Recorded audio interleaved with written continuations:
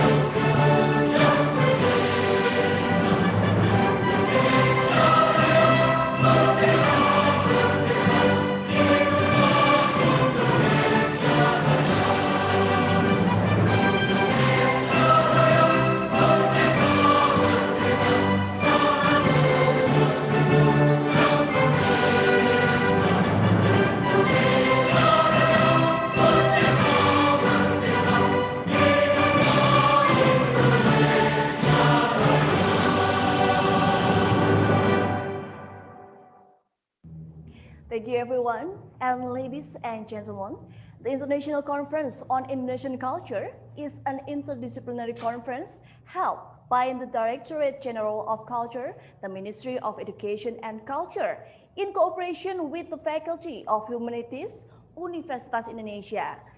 And for the first iconic conference, it will be held as virtual event due to the COVID-19 pandemic. There are 15 plenary speakers of 8 plenary topics, 6 panel discussion for 92 presenters, consists of researchers, scholars, and practitioners. And there will also be 8 roundtable discussion on various topics from professional association. And now we are going to hear a speech from Dr. Andrianus Lawrence Gerung Ngoworuntu, the Dean of Faculty of Humanities, Universitas Indonesia. And ladies and gentlemen, please welcome Dr. Andrianus Lawrence. Bismillahirrahmanirrahim. Assalamualaikum warahmatullahi wabarakatuh. May prosperity be upon us.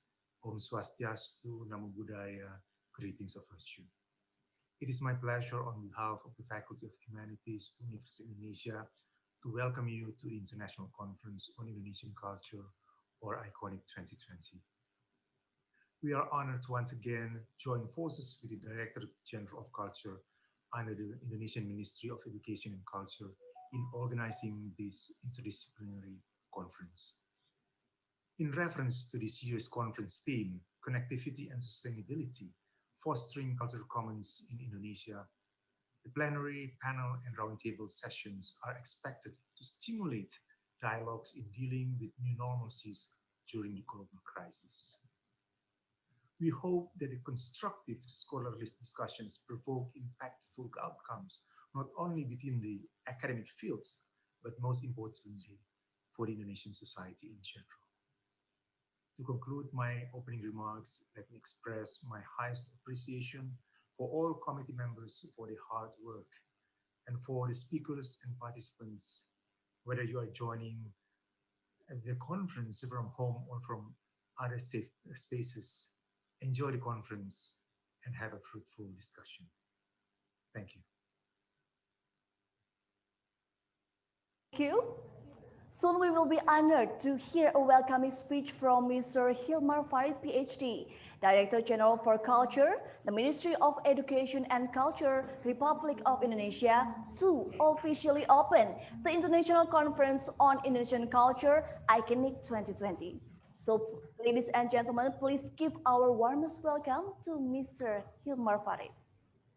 So thank you and welcome to the International Conference on Indonesian Culture 2020.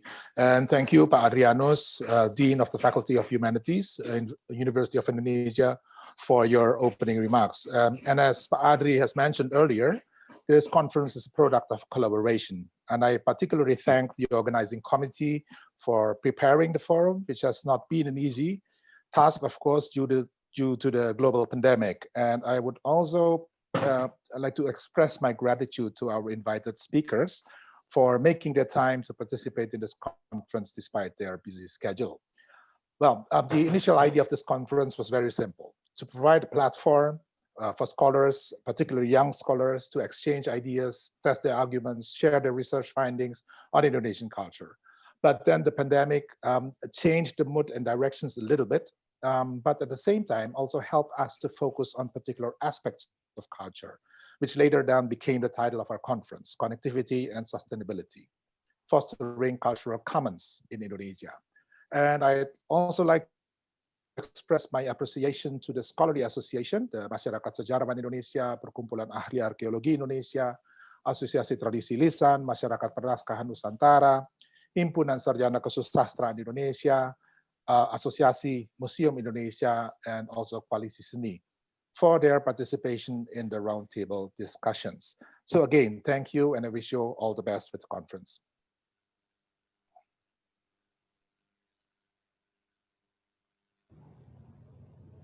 Thank you for your speech, Mr. Hilmar Farid. And ladies and gentlemen, the welcoming speech that has been delivered by Mr. Hilmar Farid marks the opening of International Conference on Indonesian Culture, ICONIC 2020.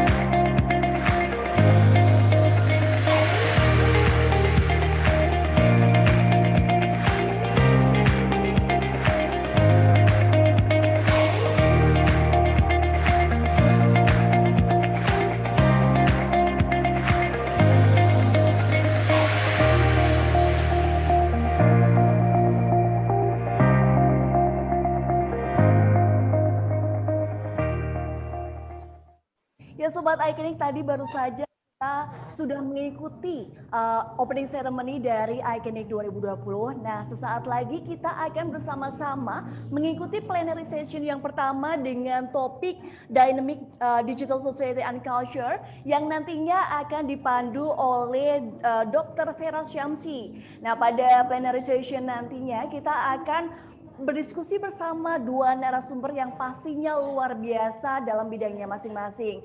Nanti di plenary session yang pertama ini kita akan berdiskusi bersama dengan Ibu Inaya Rahmani Esos, MA PhD, dan Dr. Miguel Escobar Varela yang nantinya akan diperkenalkan lebih lanjut dengan oleh Dr. Vera Syamsi. Tapi sebelumnya kita sapa dulu nih Ibu Vera. Halo Ibu Vera, bisa mendengar suara saya? Halo, ya, selamat pagi. Bisa kedengaran suara saya? Selamat pagi Ibu Vera, sudah bisa terhubung dengan kami. Ya, halo. Bu, untuk bisa terhubung dengan Ibu Vera, ini kami mengingatkan Sobat Ikonik nih, bahwa nanti setelah plenary session ini akan ada panel discussion dan juga akan ada sesi tanya jawab. Jadi Sobat Ikonik bisa mempersiapkan pertanyaan-pertanyaan yang boleh ditanyakan ke narasumber pada plenary session yang pertama. Nah, nanti bisa dalam bahasa Inggris, bisa dalam bahasa Indonesia, bebas. Jadi pokoknya bebas saja untuk bertanya, mempersiapkan pertanyaan, atau juga mau menyampaikan sesuatu, boleh saja nanti disampaikan setelah plenary session, karena nanti akan ada sesi tanya jawab. Nah, jangan lupa untuk menyiapkan, karena nanti juga akan ada hadiah juga dari kami untuk penanya yang terbaik. Jadi ikuti baik-baik setiap setiap sharing session dari narasumber nanti, dan siap-siap untuk bertanya di sesi tanya jawab. Nah, terus nanti jangan lupa teman-teman untuk bisa mengikuti ada panel session juga, ada beberapa panel room yang akan disediakan. Jadi nanti teman-teman akan disediakan link ya, link untuk join setiap panel. Nanti teman-teman juga bisa melihat video dari presenter-presenter yang akan menampilkan presentasinya di panel room. Nanti teman-teman bisa search di YouTube-nya Ikonik Culture. Nanti ketik aja akun Ikonik Culture dan teman-teman bakal bisa melihat video presentasi dari teman-teman yang akan mempresentasikan insights-nya di panel session nanti. Apa sudah bisa terhubung dengan Dr. Vera? Halo, selamat pagi. Selamat pagi Dr. Vera, apa kabar? Selamat pagi. Bisa terdengar ya suara saya ya? Sangat terdengar Ibu. Ya. Tadi saya sempat nggak bisa mendengar soalnya. Oke, baik. Oke. Sudah siap panel session yang pertama, Ibu Vera? Iya, siap. Oke, kalau begitu saya serahkan sesi plenary session yang pertama kepada Ibu Vera. Silakan Ibu Vera. Iya, terima kasih. Selamat pagi Bapak dan Ibu sekalian. Senang sekali saya bisa memulai sesi ini. Jadi pada sesi plenar yang pertama kita akan mendengarkan presentasi dari dua pembicara yang tentu saja hebat-hebat. Yang pertama adalah Dr. Miguel Escobar Varela, lalu yang kedua adalah Dr. Inaya Rahmani. Please allow me to read the CV of Dr. Miguel Escobar. Bapak Miguel Escobar Varela PhD adalah pengaji teater, penerjemah, dan pembuat website. Dalam penelitiannya, dia menggunakan media digital untuk meneliti budaya Jawa. Jadi Bapak Varela ini kemungkinan besar bahasa Indonesianya sangat lancar dan bahasa Jawanya juga barangkali bagus. Ya. Saat ini beliau bekerja sebagai dosen dan penasihat proyek digital di Universitas Nasional Singapura atau NUS. Dia membimbing arsip wayang kontemporer dan dapat diakses pada website yang yaitu cwaweb.org. Tulisannya telah diterbitkan di beberapa jurnal akademik, serta daftar tulisan dan berbagai proyek webnya bisa diakses pada miguelescobar.com. Baiklah, sekarang saya persilahkan Pak Miguel Escobar untuk menyampaikan presentasinya.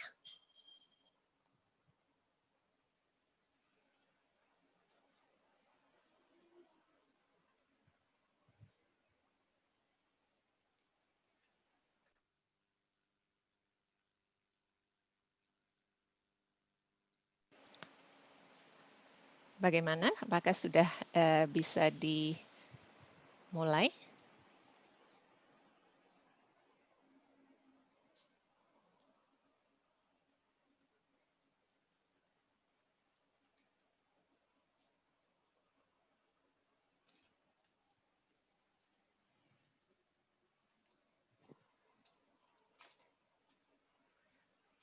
Hello, everyone. My name is Miguel Escobar Varela. I'm assistant professor at the National University of Singapore, and it's my great pleasure to be here with you online, sharing something about the work that I've been doing on digital humanities and Javanese theater. I've been asked to address you in English, but I hope you will allow me to just say a few words in Indonesian. Jadi, pertama-tama saya ingin berterima kasih pihak penyelenggara konferensi ikonik, dan meskipun kita semua tidak bisa bertemu secara tatap muka, saya pikir konferensi ini sangat penting, dan saya senang secara daring kami masih bisa membahas kebudayaan Indonesia. So I will be sharing a few websites and projects that are all accessible from my own homepage. So in case anybody is interested, you can go to my Twitter handle, which will be displayed in the slides that follow. And from there, you can find the links to the videos and the websites I'll be discussing here. The image that you see here is a photograph of a performance of wayang kulit, which is an extraordinary art form that I've been studying for a few years, and that is incredible for a variety of reasons. One of them is that it has an extremely long history. It goes back at least 1,000 years, perhaps longer, and in many ways, it's one of the most important Javanese traditions of the performing arts. Sometimes when we share images about wayang, we see photographs like the one that I'm sharing with you at the moment that is zoomed in, where you can see the puppets here, the shadows that they cast, and in this case, you see the dalang, that's the puppeteer, and his assistant. But often what you don't see in these zoomed in images is all the technology that surrounds this performance. So for example, this photograph was taken at the exact same location, the exact same performance as the previous photograph. But what you can see here is that there are these screens that are simultaneously transmitting the performance to the audience that is sitting on the side. And sometimes throughout the entire village where a particular performance is sponsored, you could also see elsewhere these screens that show this simultaneous transmission of the performance. This particular photograph, I took it around 3 a.m. So some of the spectators had already left by that time. But if you had been here a bit earlier, you would see many people sitting on the floor and enjoying this performance, even though the performance is live at the same location. If you were to walk down the street, maybe a few hundred meters, you would see the actual live performance. But there are so many people there, not everyone can see that technology is being used today, even in the most traditional of performances. So in my work, I'm interested in two things. One is how technology is changing how we think about performances, but also how the artists, the dalang in this case, are using technology, even in cases where the performance is still traditional. I'll show you some other examples later where the actual form has changed to adapt to new technology. So one of the things that I started doing a few years ago together with my collaborators in Indonesia was to also track the places with the most performances today. So what you see here is a map. This is called a choropleth or a heat map, where you can see the different kabupaten, the different districts of in Java, and you can see that the deeper the shade of blue, the more performances there would be. So in many cases, this shouldn't be a surprise. You would see that in the special region of Yogyakarta that is around here, or the area around Greater Solo, there are lots and lots of performances. But we also found that there's this hotspot around Cilacap, Banyumas, Kebumen, and Ciamis that is not often talked about. So one of the things that we want to show with this project is that academic attention tends to be focused more often than not on the traditions of Jogja and Solo. I am myself guilty of that omission because I also tend to speak mostly about those places. But when we collected all these mentions to performances from the internet and social media, we realized that a lot of things are happening also in this understudied region. One caveat of these kind of methods, one limitation, is that we can only show that which is available online. So there might be some omissions in our data. I worked also with some research assistants where we try to verify many of the things that we found online and also try to estimate how much we miss. So we think that there's perhaps between 10 and 15% of the performances that are happening daily that we don't really see.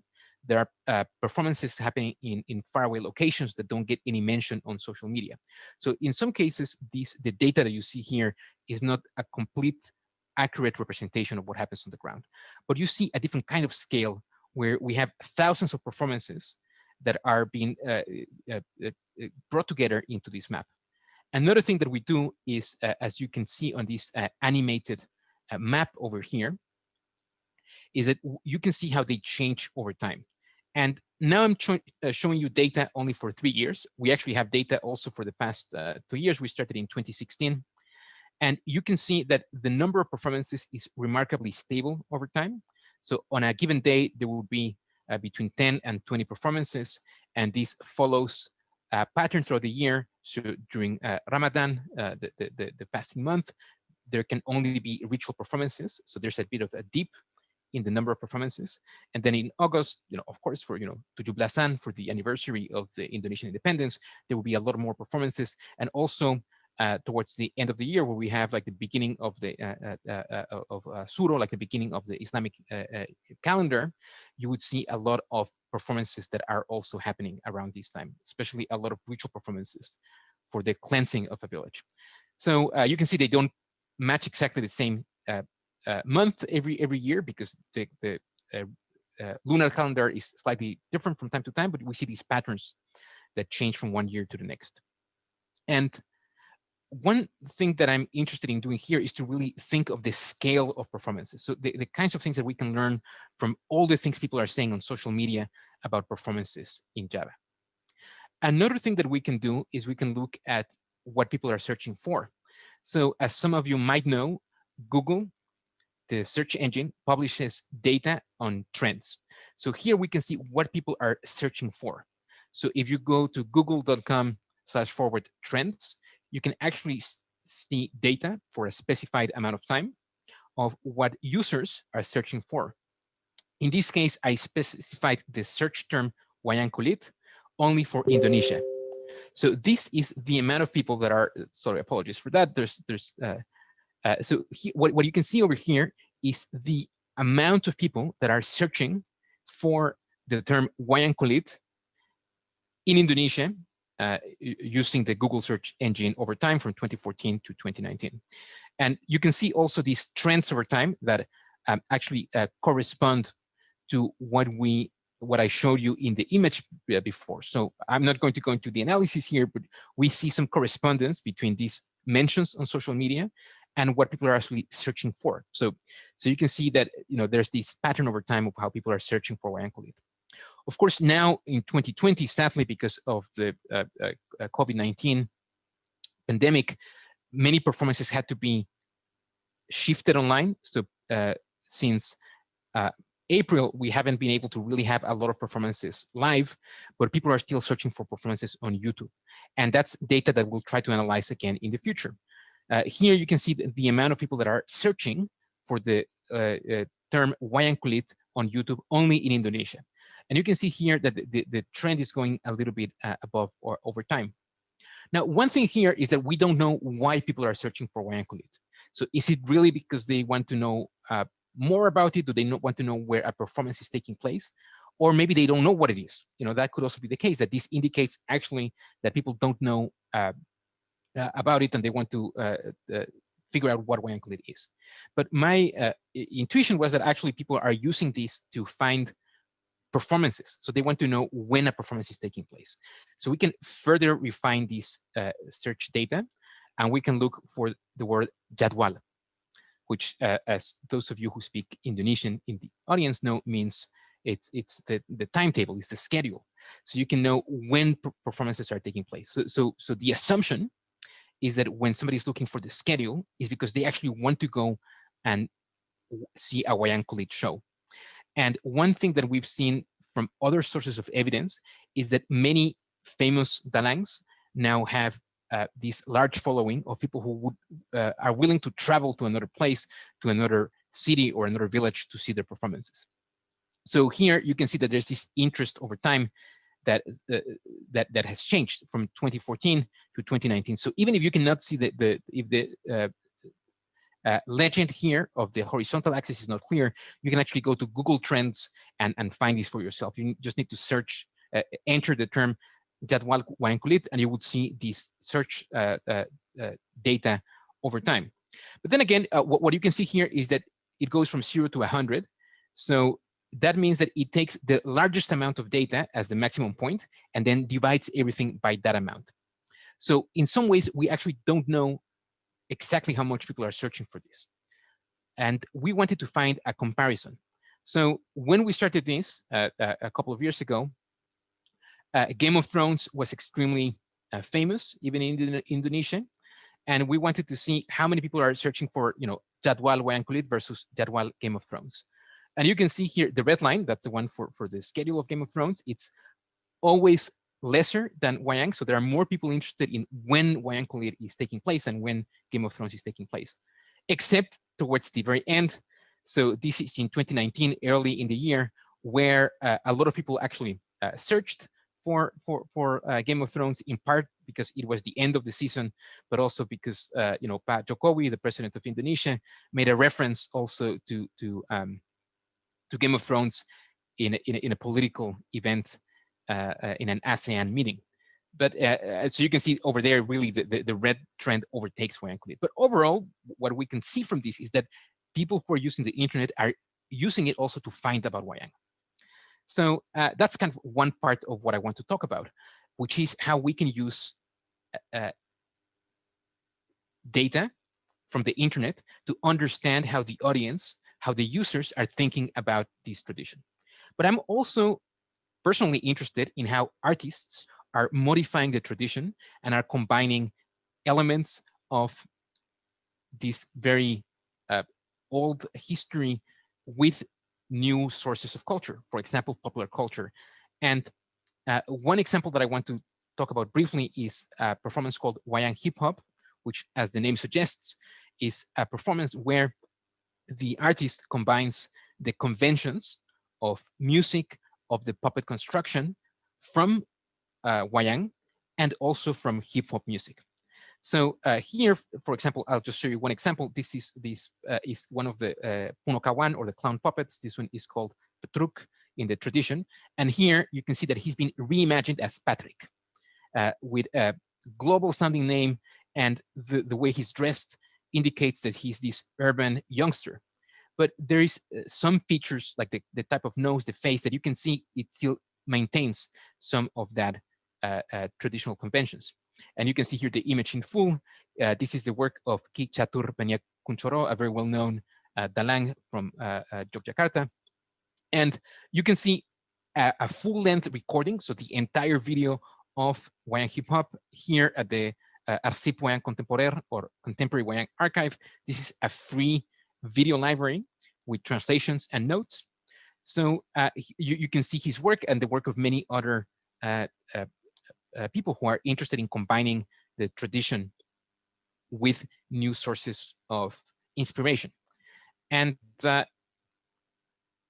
one other thing that I did when analyzing this project was that I went to I talked to a variety of people. I talked to spectators, I talked to artists, I talked to sponsors, and through those conversations, they explained to me the different dimensions along which Wayang is adapted. So the diagram that you see here is my interpretation of the conversations that I had with people.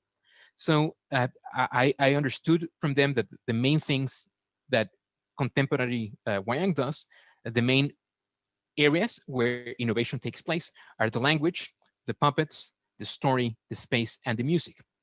So then what I did is I classified each of these dimensions for every performance. So what you can see here is my representation of Kichatur Banyak Kunchoro's Wayang Hip Hop. And in this diagram, this is called a radial chart. So you see these three areas. So everything that is at the center would be a completely traditional show. Then you see this other circle that would be something in between. And the outermost circle is something that is extremely contemporary. So this is my interpretation based on my conversations with people, and other people might disagree with the way I classify these performances, but you can see how this comes together in a website I will show you in a minute. So the idea here is that, in my opinion, this is still close to a traditional use of the language because it's still in Javanese, whereas you see many other performances that use a combination of Javanese and Indonesian or even English and other languages. The puppets, as I showed you a moment ago, are here, they're in between, because even though they are a new take on the Puno Kawan, you can still see some features of Petruk. The story is also somewhere in between the tradition and innovation. The space is also somewhere in between, and the same thing is true for the music that combines not only hip hop, but also many of the conventions of the way in which, for example, the Dalang sings. So you have these suluan, like, the way in which the Dalang sings during a performance that are still retained in this performance. So in order to illustrate this, I created this this website that you can see interactively here. So here you see again, you see the Puno Kawan explain to you how to use the website. And you can select, for example, from here, any of the performances like the one I showed you. This is the one on Wayang Hip Hop. And you can see here that this diagram is loaded interactively. And you can choose other performances so you can see how they are different along these dimensions. And if you think this is interesting, I encourage you to come to this website and play with it. And then you can actually, if you put the mouse over, even if you cannot see it now on your screens, here is an explanation of why I decided to classify, say, the puppets as being in between. But if you want to know more about that, you can also just click here on puppets. And then on this panel, you get to see a longer description where I justify my interpretation of these choices.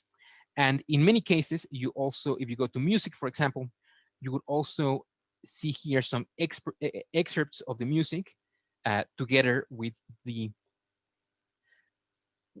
my explanation. So this is a multimedia essay. There are other cases, just to show you a comparison, where this is from Eko Nugroho. This is called Preseteruan Getah Pening, also a type of contemporary wayang, where this invention of the new puppets, as you can see here, doesn't really have anything to do with the tradition. They are still recognizable as wayang puppets because of the way the control sticks are inserted onto the puppet, but the images in this case are surreal, and they have no real connection to Petruk or Narodo or any of the other characters of the wayang tradition. So in the website, as I showed you a moment ago, you can see these interactive essays. And this is just a representation of all the diagrams that I made for all the 24 performances that I analyzed. I want to show you a couple of other projects that I've done. This one is a Wayang Kulit encyclopedia, a digital encyclopedia. And the objective of this project was to take a list of common stories and then construct a social network of these puppets. So one way you can think about this is that it's a bit like a Facebook of Wayang Kulit characters. But in this case, the link between two characters is something that we call the co-occurrence.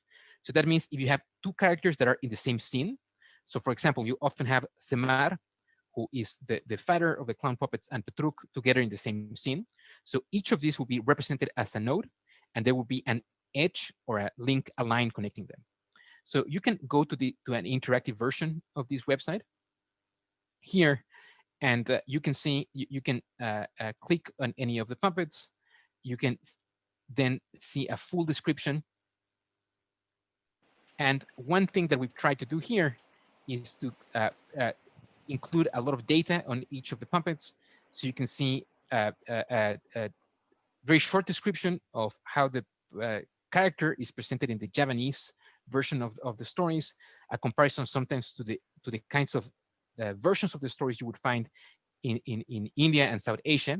Here you see some lakon, so that would be, a lakon would be like one story that is presented in a overall one night long wayang kulit performance. So for example, here you can click on Dewa Ruchi, that is a very well-known lakon, and you can see here this blow-by-blow description. So in each scene, you can see where the like the characters that are involved. So we call this a balungan or a skeleton. So this is a skeleton of the story for one night. And here you can also see this graph over here that shows you the network of puppets, but only for this one story. Whereas the one I showed you at the beginning is for the entire collection of all the stories. Here Dr. you can also Varela, sorry, you have 5 minutes left, yeah? Sorry. like the silsila. So this is the like who are the parents, the siblings, and the spouses of each of the characters. More information, and very importantly, all the sources.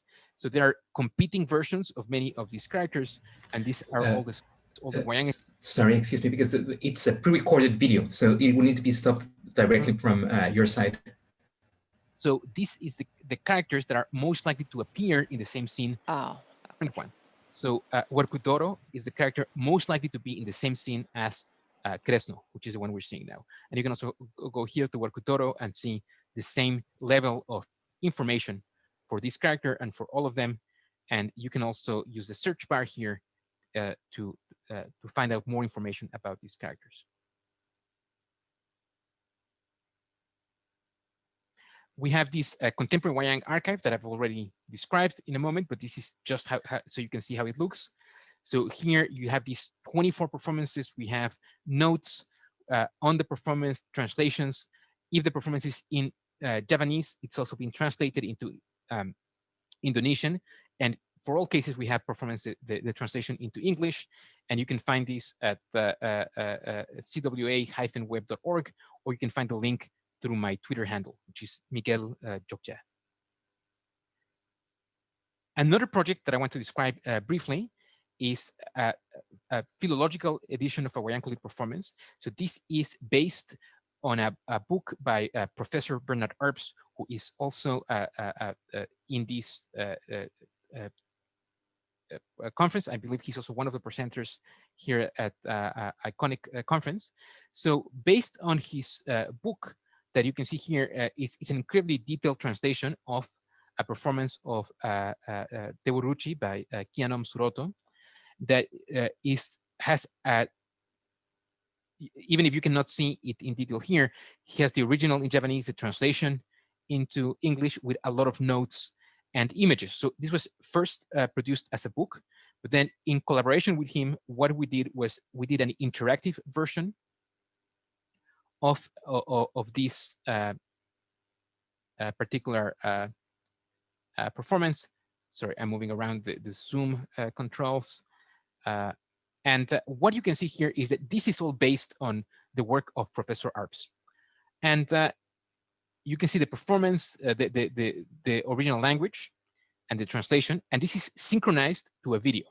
So while you can go and get the video, the actual book, I'm going to play and hopefully this will work. So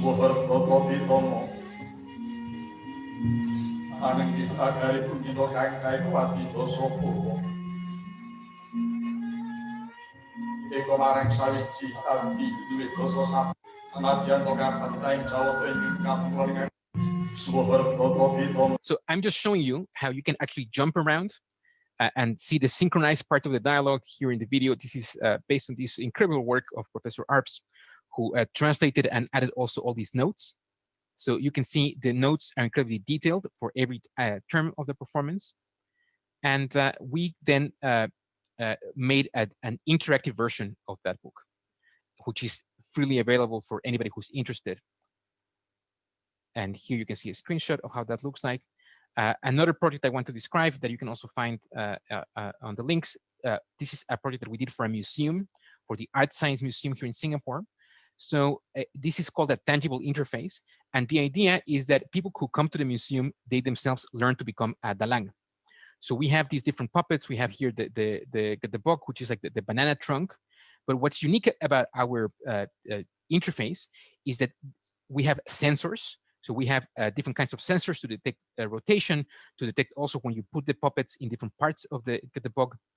So the idea is that you come here, like you see here, a kid that is visiting this exhibition. And then when you come here, you yourself become a dalang. So the interface teaches you the meaning of certain puppets. So for example, this puppet over here called the Cayon, as some of you know, has a lot of really important meanings in a performance. So not only is it full of symbolic meaning, but it has dramatic meaning. So for example, usually the dalang would lift it, rotate it, and place it on the side to indicate scene changes. So the idea here is that you come here, you rotate the puppet, and the puppet itself has a sensor, which is the same kind of sensor that your hand phone has. So you know how sometimes your hand phone can detect if you rotate it, if you move it horizontal or vertical. So we use that kind of sensor. So it knows when you rotate the Cayon, you put it on the side. And in that way, the people who visit this exhibition learn the conventions of wayang. And also here you see the kotak. This is like the box where usually the dalang would use a tempolo, which is a wooden mallet, to knock onto this puppet box. And through a rhythmical pattern, he would also cue the musicians that are sitting behind him in order to begin, accelerate, or stop the musical accompaniment. And we created this system that actually can recognize this knocking. So you learn also how the dalang is controlling the pace of the performance and communicating with the musicians. And the last project I want to talk to you about is a collaboration with the Yale Art Gallery and with Professor Matthew Cohen from the University of Connecticut. So in the Wayang Encyclopedia I showed you a moment ago, one thing we don't have is the images, in part because there are many possible images of one puppet, and we didn't want to select just one image. But working with this incredible project at Yale University, this is what we're doing at the moment. Is let me just move the Zoom thing here. This is based on the Walter Angst collection of Indonesian puppets, which is currently at Yale Art Gallery. And you can click here on the image of different puppets. And this collection, the Walter Angst collection, has 20,000 puppets, give or take. And one thing that is special about this is that you have puppets from different regions. So sometimes you have the Surakarta version of the puppet, the Yogyakarta version of the puppet. You have some that are very old that go back to the 19th century, and some things that were just made in the early 21st century. So it's incredibly diverse. This is just a prototype. But the idea is that here you would be able to load any of these 20,000 images. You can also, by clicking the mouse, you can rotate it. You can also decrease the transparency, so you can overlay them. And if you click on these ones, you get more information about these puppets. And this is linked to the digital Wayang encyclopedia that I showed you a moment ago, so you can see more about the character that is represented by that puppet. So that's that is the end of what I wanted to share today. In conclusion, I would say that the digital humanities bring two new things to the study of Japanese theater, which I hope became evident through my presentation. One is that it provides us with new ways to think about data and evidence, for example, by collecting information about what people are searching for on Google, but also new ways to communicate research results with the wider public, in some cases by developing these tangible user interfaces, but in some interactive open websites that anybody can use anywhere in the world to learn more about these extraordinary traditions. So with that, I reached the end of my presentation. Thank you very much, terima kasih. And I can be contacted through Twitter if anybody has any questions, but I hope that if you find these websites useful, that you will also go and visit them. Thank you very much. So that's it for my presentation. Again, thank you to the organizers, and I hope that I can interact with whoever is seeing this video at some point in the future in real life. Thank you very much. Thank you very much, Dr. Varela, for the presentation. There will be questions later. But now let me introduce the second speaker. She is Dr. Inayam Rahmani, who is an assistant professor and head of the International Communication class at the Department of Communication Faculty of Science and Political Sciences, Universitas Indonesia. She is also the Director of Communications as well as member of the Indonesian Young Academy of Sciences. She has had 10 years experience in academic and applied research in higher education and social science research reform. Besides that, she also has played a role in the media in democratic processes. So now let's listen to her presentation, Ibu Dr. Inaya Rahmani.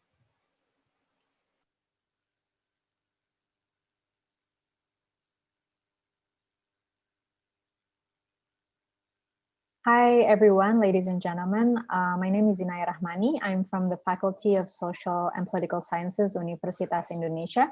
I'm here to present on digital media and Indonesian culture as part of the 2020 Iconic Conference hosted by the Directorate General of Culture, Government of Indonesia, and the Faculty of Humanities, Universitas Indonesia.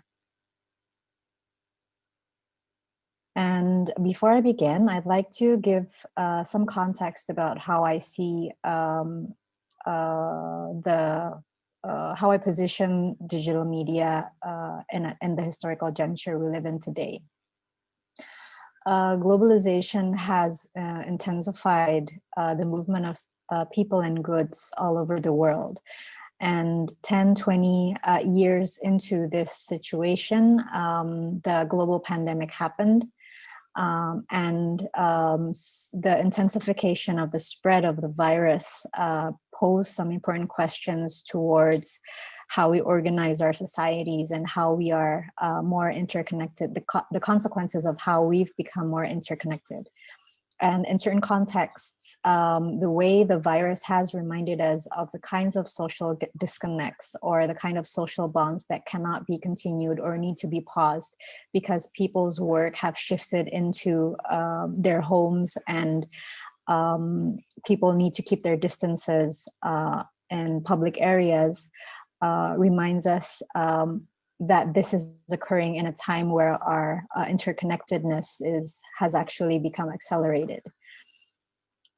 And this kind of shift from our workspace into our home poses important questions as well about the kind of jobs that can survive COVID-19 and the kinds of jobs that can't. Some people who are in workers, especially who are in the manufacturing sector or manual labor, are either suspended or terminated because their jobs no longer exist, or they're forced to continue to be physically mobile despite times of social distancing. And this reminds us of the kind of hyper-competitiveness in the labor market in which the jobs and employments provided are limited compared to the amount of productive labor force. And this is actually a continuation of the withdrawal of the state in providing the basic necessities for human beings to live in the 21st century. And this we can see as well in the provision of health services, education, housing, water, etc. The basic goods that we need to survive in order to live have increasingly been permeated by the private sectors. And this happened because the increasing economic growth that we see in the global south come together with social inequalities, because much of this growth is felt by the upper layer of society, or what David Harvey calls the upward redistribution of wealth. This backdrop stands in contrast against what it means for us when in times of the global pandemic, we universally suffer, our movements are limited, we may become more disoriented because our work transcends space and time, despite our physical presence have become immobile. And the kind of precarity that is felt across classes and the ways in which we universally suffer, because massive testing, access to healthcare has become increasingly commercialized, and its access limited to the majority of people are universal, but how we specifically suffer is a matter of class position, a matter of gender, a matter of religion, a matter of ethnicity, race, etc. There are so many elements, social elements that goes into play in which we experience this kind of disconnect caused by or intensified by COVID. And this is the background within which I'd like to approach digital media, because digital media is one of the social tools that could either enable, hinder, smooth over, or grease the wheels that churn within our society. And if we look into social media narratives, including the formal government platforms, the Indonesian government states that there's 90% recovery for COVID and that we shouldn't panic. And this is consistently narrated through national platforms, digital national platforms. And this has been responded with criticism by civil society actors such as scientists, journalists, and activists, some of whom have experienced cyber attacks, experienced doxing or the revealing of private identities online of individuals, and also media organizations within the Alliance of Independent Journalists, for instance. And this tension between civil society and the state, or the way the government is carrying out policy response toward COVID in Indonesia, is in contrast with the kind of resilience that are happening on a community level. We can see kampung lockdowns, or the lockdown of neighborhood by civilians in Jakarta and Surabaya as early as March 2020.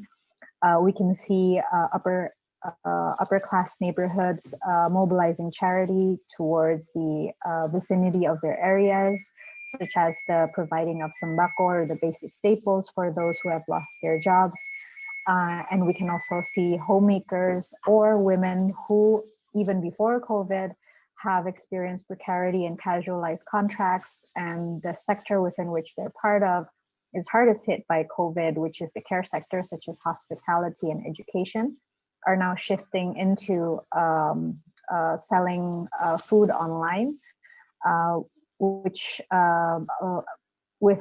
has been enabled by the digital market, because they are able to tap into social media platforms to promote their online products. And this has also caused the shortening of distribution channels for food and basic supplies. And this comes together with a kind of trust and social bonding that is amplified because consumers in their houses tend to purchase goods and foods from people that they trust. And at the same time, though, while there is this gap between media narratives, formal media narratives, and the kind of social resilience on a grassroots level, it shows the kind of social inequalities that are at play at home and also in public spaces, and also in the labor forces.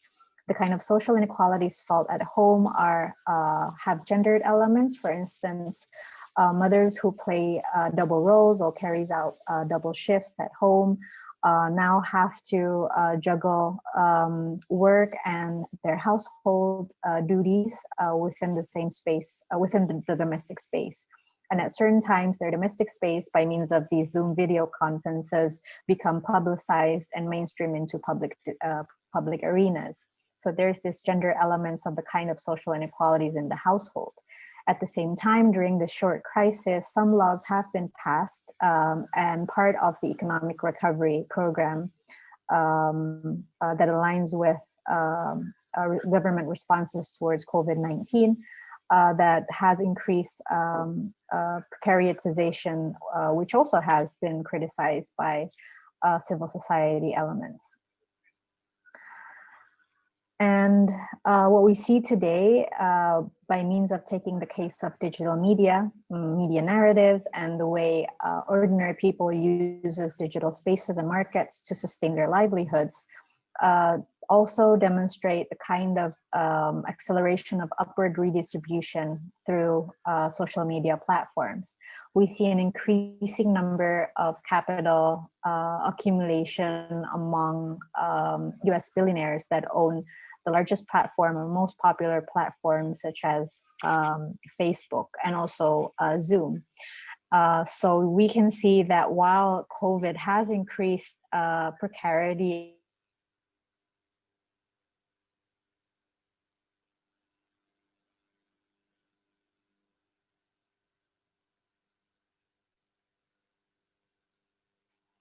so this crisis in some ways have normalized capital accumulation and people not having equal opportunities in the labor market, because on a daily basis, they can find other ways to sustain their livelihoods by means of the digital market through social media platforms. And the ways forward, we can see that in the name of economic recovery, unfortunately, outsourced work and freelance work are present in the future. The only way that the government and corporates can sustain the economic shock brought by COVID-19 is through casualizing their workforce. And some laws have been passed to ensure this in Indonesia. And this, unfortunately, would exacerbate the kind of social inequalities that was present even before COVID-19. And the social elements that play into these social inequalities, such as gender, race, ethnicity, will continue to fragment societies based on identities. And who benefits from this process? It's the digital capitalists and corporates. And this poses the important question about how we can cope, or how we can manage as members of the society, be it academics, activists, or journalists. We need to have a common agenda in terms of how to carry out our society after COVID. And this includes a common agenda of wealth distribution, because those who are able to work from home have transitioned into the post-COVID economy, and those who are excluded from it will continue to experience labor precarity and scarcity of jobs after COVID, and are left to fend off for themselves. And this we can see in many of the narratives in digital media. At the same time, though, social media has formed a digital market space. We can see this in Tokopedia and Shopee, and we can see this in the more informal setting of Instagram, in which a platform not designed for online purchasing and e-commerce is being used to sell garments and food. This opens up new market spaces alongside digitalization, and this also poses an important question for the humanities who is being excluded, who is not able to access digital media, who is not able to be part of the digital market space, and also whether internet infrastructure in certain areas, especially in regions, are excluded from accessing this market space because of the basic lack of internet infrastructure. And on the level of communities, we can see the resilience, or the ability to adapt to shocks, be it health shocks, social shocks, economic shocks, or natural shocks. Because as far as some communities have experienced, bureaucratic governance have failed them for long, ever since the neoliberalization of the economy.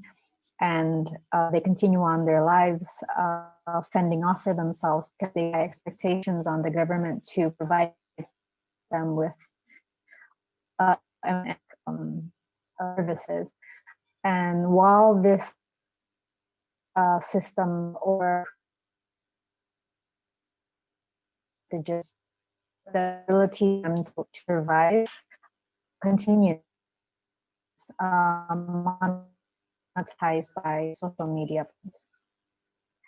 And that's the end of my presentation. And thank you very much.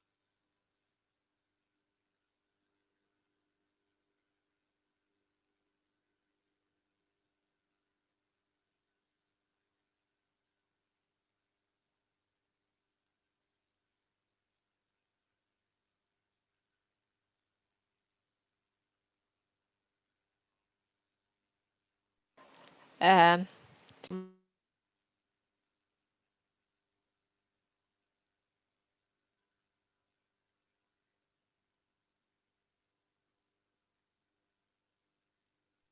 Baik, sekarang adalah sesi untuk question and answer atau pertanyaan yang bisa langsung ditujukan kepada masing-masing pembicara.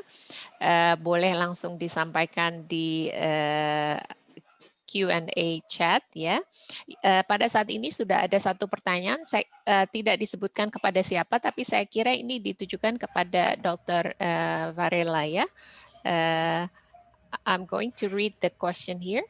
Hello, I'm from Cirebon. I'm still a family member of the Cirebonan version of shadow puppetry, to be more precise in the village of Gegesik.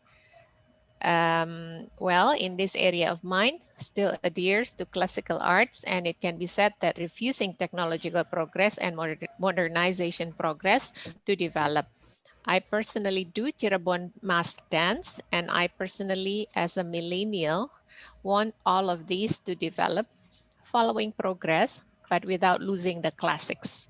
How did you start to change classical wayang into contemporary, and how the older artists responded there? Dr. Varela? So, yeah, thank you very much for the question. And yeah, salam buat teman-teman di Gegesik, Cirebon.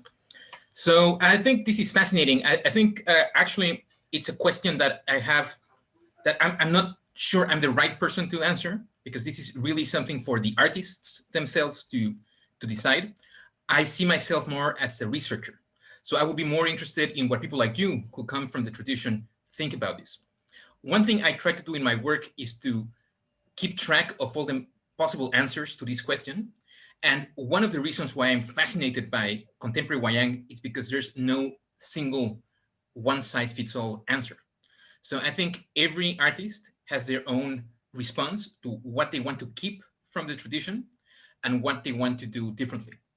And in some ways, I think that also reflects society at large, that a lot of people have similar questions. They want to decide, what do you keep from your own tradition in daily life, and what do you integrate from digital media? So I believe that if you go to the websites that I shared, you will see that the range of wayang contemporary performers don't agree on this answer. For some of them, what's important to keep is the music. For some of them, you can change everything, but the ethical values need to be kept. And for me, to see that variety is absolutely fascinating. So I'm looking forward to what you yourself, Mas Bagus Erlangga, decide to do on this project. Yeah. Thank you, Dr. Varela. Thank you.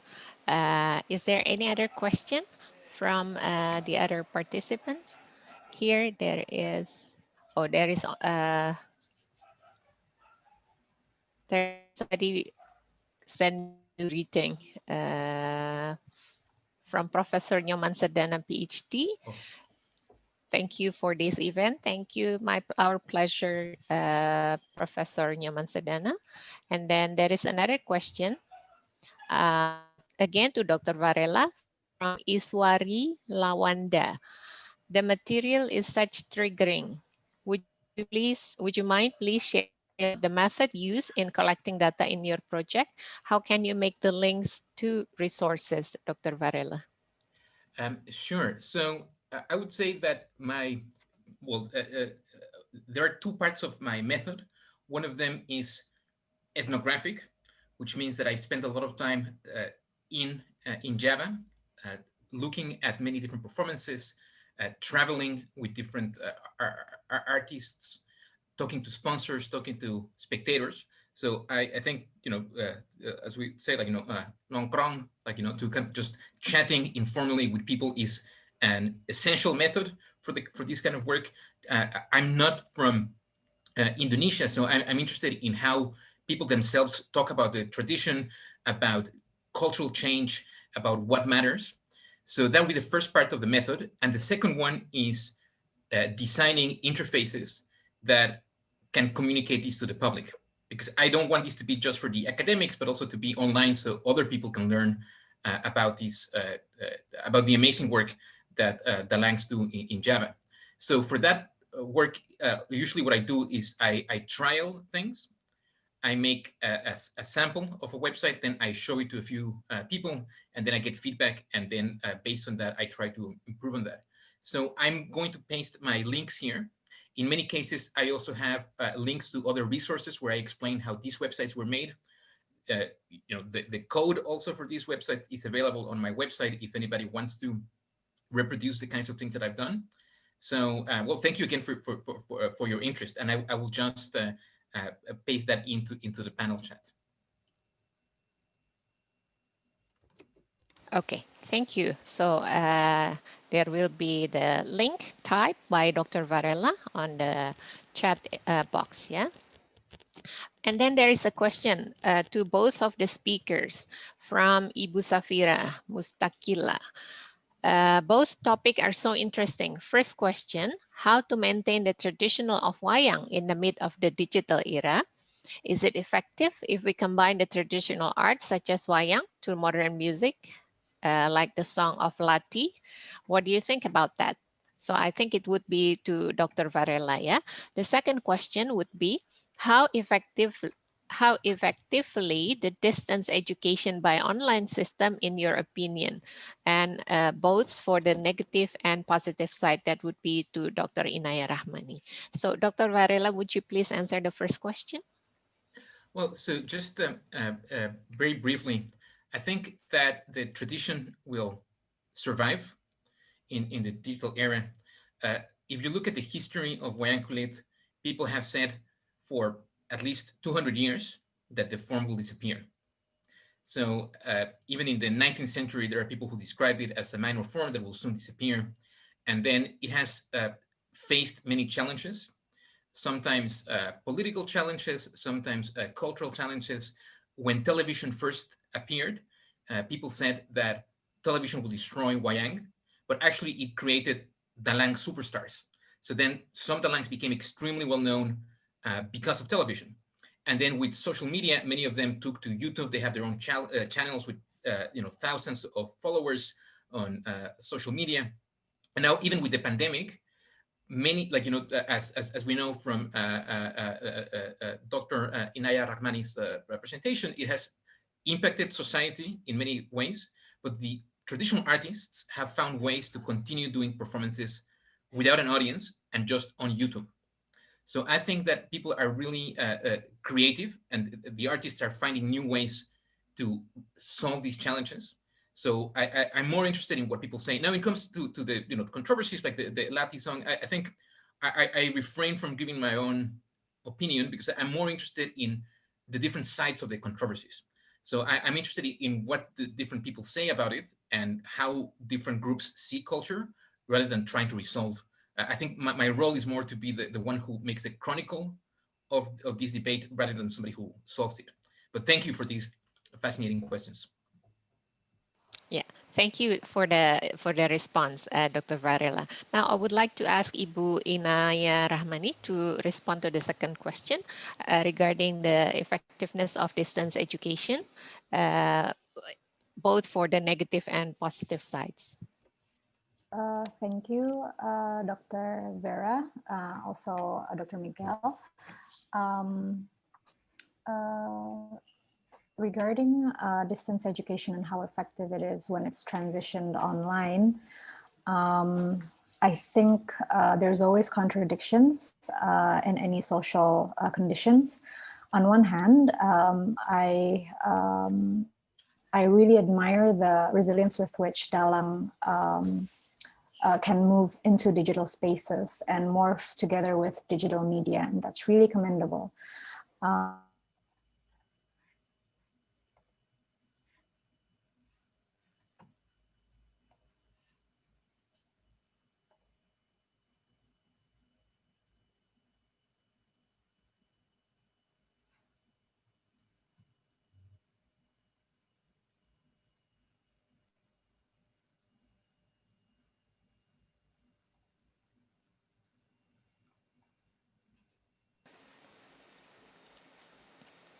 Very sorry, my internet connection dropped. And on the other hand, these kind of resilience by the dalangs who have successfully shifted into digital spaces are able to exist without support from the government and public funding. So if we relate this to the condition in which teaching, online learning and teaching are carried out, we can see that those successful cases exist because of the kind of resilience that people are able to practice. Those who have ethnographic insights into everyday life are able to adjust, for instance, in the case of state universities in Indonesia and public universities, because inequalities are, awareness regarding inequalities exists among the lecturers. When some students need to return home to their remote areas, in their minds, when they organize classroom activities, they are aware that those areas might not have internet connection. And this redistribution of access needs to be managed by the lecturers and the students as peers in each classroom.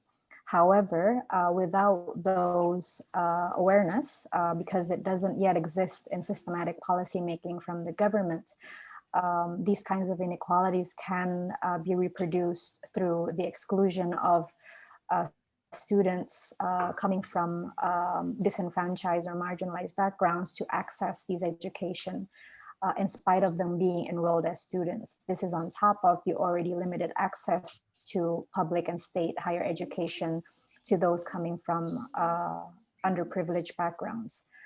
So it's a complex social process, and I would like to advocate for social awareness and social practices among lecturers actually and activists in digital spaces to use the most basic and minimum bandwidth connection for any online learning so that we don't reproduce the kind of exclusionary practices that exist in public spaces. So thank you very much. Yeah. Thank you, Dr. Inaya. Let us continue with the next question from Bapak Nyoman Sedana. I think this could be also addressed by the two speakers later. Yeah. The question is, what is the prospect of enhancing wayang literacy and appreciation in the Indonesian higher education? I would like to invite Dr. Varela first to give some response. So I think this is, of course, a very complicated question that I think should be, Iniwan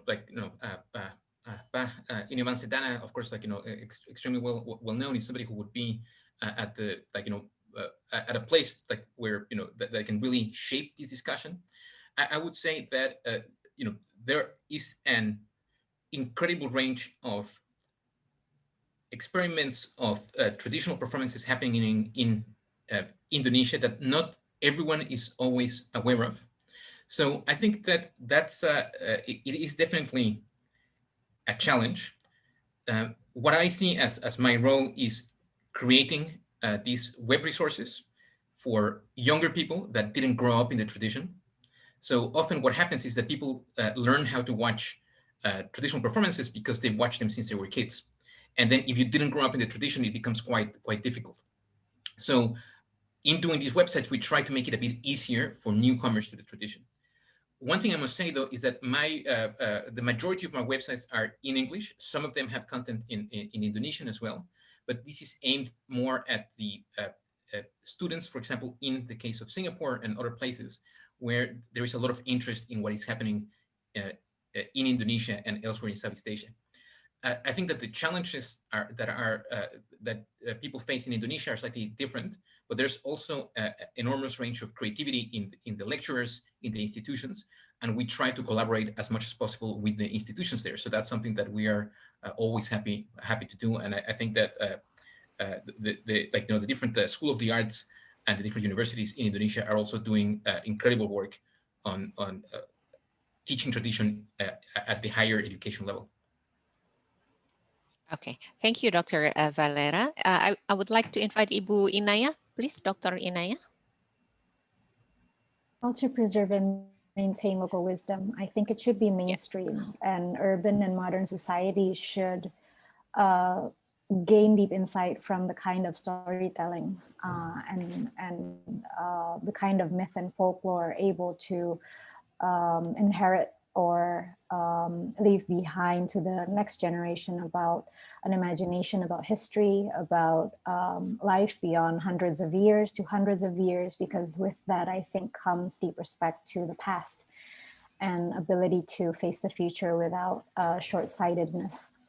So I think maintaining local wisdom is not to benefit, not only to benefit the Dalang and the followers, but also to benefit members of modern society losing grasp in their cultural roots and history. Thank you very much, Dr. Inaya. There is one question for our session today, which is to Dr. Varela again. Is there any categorization or differentiation on subject or theme played by contemporary wayang compared to traditional wayang? Yeah, absolutely. One thing that I've always found fascinating about wayang, and that's something that also fascinates a lot of people, is that the repertoire of stories is relatively limited, but people have found many different ways in which they can reinterpret the stories for different contexts. So this is something that we see even from very old performances that we have a record of, that the artists can use it for their own means. So there are these subtle ways in which you can take a story and make it be a commentary on, for example, the political situation, but in a very subtle way, or it can be about specific people in the audience. The difference with the contemporary wayang is that they make that more explicit. So whereas in the traditional, this connection to the contemporary world tends to be more allegorical or done through humor, in some of the shows, you will see that the artists are using stories that are not from the Purwo stories, not from the Mahabharata and the Ramayana, but sometimes they're taking narratives that are inspired from cinema, or they are taking things that are from the headlines. And I think that again, you see that diversity, that you have, they're not constrained to one type of story and not constrained to one way of presenting the story.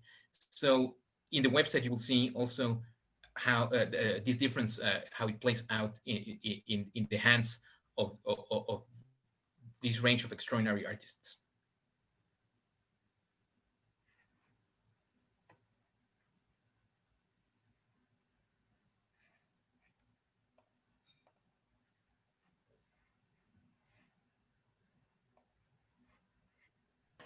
Thank you for the response, Dr. Varela. So now we have come to the last part of the first plenary session. We have listened to two wonderful speakers, and the topics have been very insightful. So now I think, because if there is, no, I don't think there is another question, but I think if there is another question, it could be sent directly to the two speakers. Yeah, thank you very much for this very productive and very fruitful discussion today. So I would like to end the session. Thank you for all of your participants. Thank you. Good morning. Thank you. And Sobat Iconic, that was the end of Plenary Session 1, dan terima kasih kepada Ibu Vera Syamsi yang sudah memandu sebagai moderator pada Plenary Session pertama, dan terima kasih kembali maksud saya kepada Ibu Inaya Rahmani dan Mr. Miguel Escobar Varela. Thank you very much, dan Sobat Iconic masih semangat kayaknya mengikuti acara yang selanjutnya, karena setelah ini kita akan melanjutkan dengan panel session. Nah, ada info untuk Sobat Iconic supaya bisa join panel session pertama. Sobat Iconic bisa mengunjungi official Instagram dari Iconic, yaitu @iconicculture.id. Saya ulangi sekali lagi, Sobat Iconic bisa mengunjungi official Instagram account @iconicculture.id. Nah, di situ Sobat Iconic bisa mengakses link yang tersedia pada official Instagram account atau akun Instagram dari Iconic Culture. Di situ sudah ada postingan yang berisi link-link yang Sobat Iconic bisa langsung kunjungi. Nah, Ada info tambahan juga untuk Sobat Ikonik bahwa panel room nanti ini akan berlangsung bersamaan. Jadi setiap panel room dengan beberapa presenter yang sudah dibagi dalam beberapa grup akan berlangsung secara bersamaan. Jadi Sobat Ikonik bisa memilih room yang ingin diikuti tadi ya dengan cara mengakses link yang sudah dicantumkan di Instagram @ikonicculture. Nah itu saja. Oke, nah seperti yang tadi saya sudah sampaikan sebelumnya, pada setiap plenary session kita akan memilih pertanyaan terbaik ya. Kita akan umumkan sekarang. Oke, jadi untuk plenary session pertama kami sudah memutuskan untuk penanya terbaik. Dan penanya terbaik untuk plenary session pertama itu, oke, langsung saja. Ya, untuk plenary session pertama ini kami memutuskan penanya terbaik jatuh kepada Muhammad Bagus Airlangga. Selamat kepada Muhammad Bagus Airlangga, ini akan dihubungi oleh panitia, jadi mohon kepada Muhammad Bagus Airlangga untuk langsung saja mengirim pesan ke DM Instagram dari Ikonik Culture. Oke, langsung saja. Oh ya, ini kami sudah menyertakan link yang bisa Sobat Ikonik kunjungi. Ada 4 panel room A, B, C, D. Silakan Sobat Ikonik cek link masing-masing.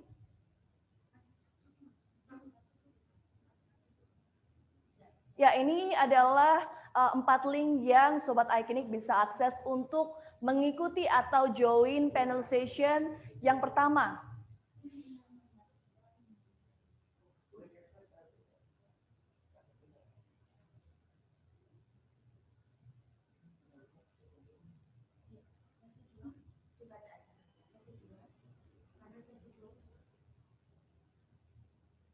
Ya nanti setelah plenary session kedua juga akan ada panel session 2 yang rencananya akan berlangsung pada pukul 2.30 sampai dengan 15.30.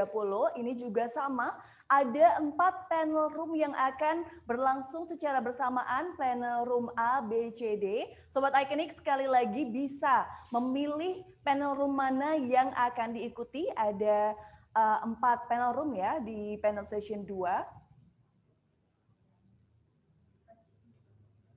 Dan nantinya akan ada panel session ketiga juga setelah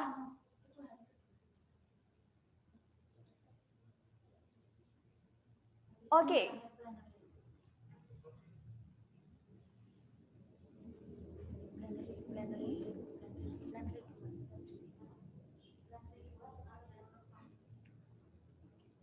Ya, Sobat Ikonik jangan lupa untuk nanti juga mengikuti plenary kedua yang akan berlangsung siang hari ini juga mengenai jalur rempah. Jadi setelah panel session ini jangan lupa untuk mengikuti juga plenary session yang kedua. Jadi silahkan mengikuti linknya. Selamat jumpa.